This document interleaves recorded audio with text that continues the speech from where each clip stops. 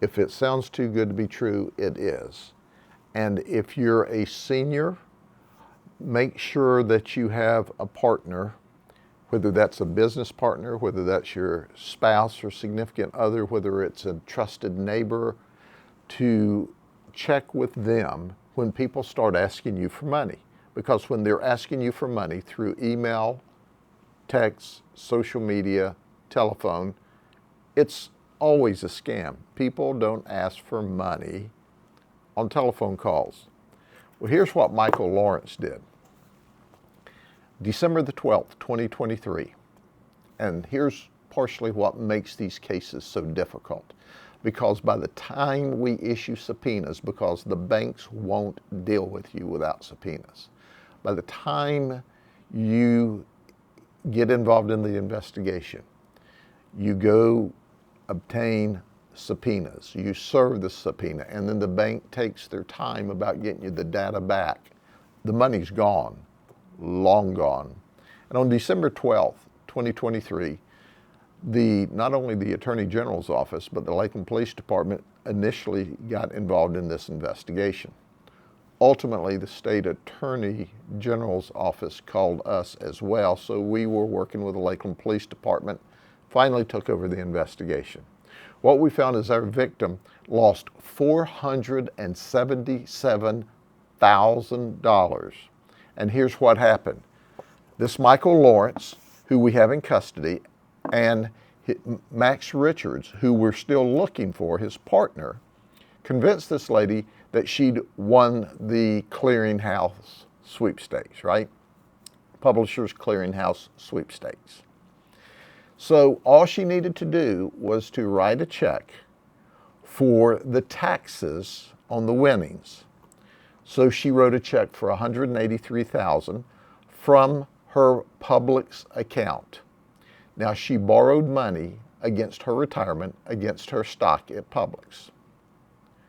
The second time they went back to her, they said, well, that's not enough to pay the taxes. We need another check for $191,000. So she went back to Publix again, went to their business office and said, hey, the banking system they have at Publix, and said, I need another check for $191,000. And she borrowed more against their stock.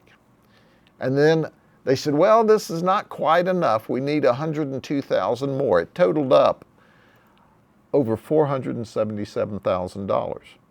Now understand that Publix people were trying to help her. When she went in to get the very first check, they said, are you sure you're not being scammed? And she said, no, I'm buying a boat. Well, how did she come up with that story? These guys told her, they're going to question you when you start writing these big checks. Don't tell them you won the Publishers Clearinghouse, because that is a surprise. Just tell them you're buying a boat. So the second time she went back, she told them the same story. And the third time is when the Publix folks said, whoa, wait a minute. This absolutely is not right. That's when the house of cards began to fall.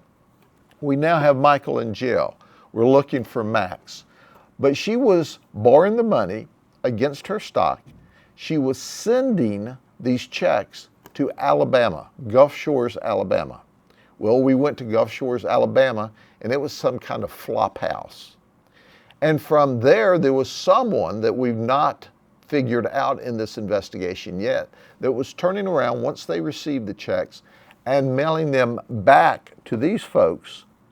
Ultimately, they were being deposited in Chase Bank at both Plantation and Lauderdale Lakes in South Florida. So it was an elaborate scheme that worked because, once again, a very elderly lady who's our victim, possibly with some early dementia issues, was totally scammed. Now, they worked hard their entire life for their money, and now they've got $477,000 worth of debt lodged against their retirement stock. Oh, did we recover any money?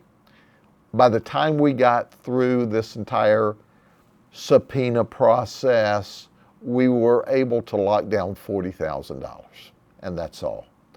It breaks my heart because this was a good person who thought she had won and all she had to do was pay the enormous taxes. I'm frustrated, but once again, I'll say it over and over and over again, scammers are very good and very convincing at what they do. They don't call them con men for nothing. But please remember, it's a scam. Always start with no. Call your local law enforcement agency. Call your neighbor. Call the state attorney's office. Call someone. Do not ever give anybody one red cent when they ask for it over the phone, no matter how convincing their story may be. Are these two serial con men, or have they done this type of thing before? Well, we're still early into the investigation. We don't know what their history is, but we have found other deposits, significant deposits in that Chase Bank other than hers. So we believe they've been successful all around the United States. But how deep into this, we're still investigating that. So there could be more? Absolutely, we anticipate there's more. Okay. These folks don't have any kind of job that they would be putting $130,000, $170,000, $190,000 in a bank at one time. And this one, Max, you said, right? Max, warrants outstanding for him. Do you know any idea where he could possibly We be? do not. He's from South Florida, from the Lauderdale Lakes area. We want him in jail. Call Crime Stoppers. And once you call Crime Stoppers, you'll make money. You don't have to get involved. We'll lock him up. And then we still have more to sort through because we truly believe there may be others involved in the Alabama area. So it's some type of ring?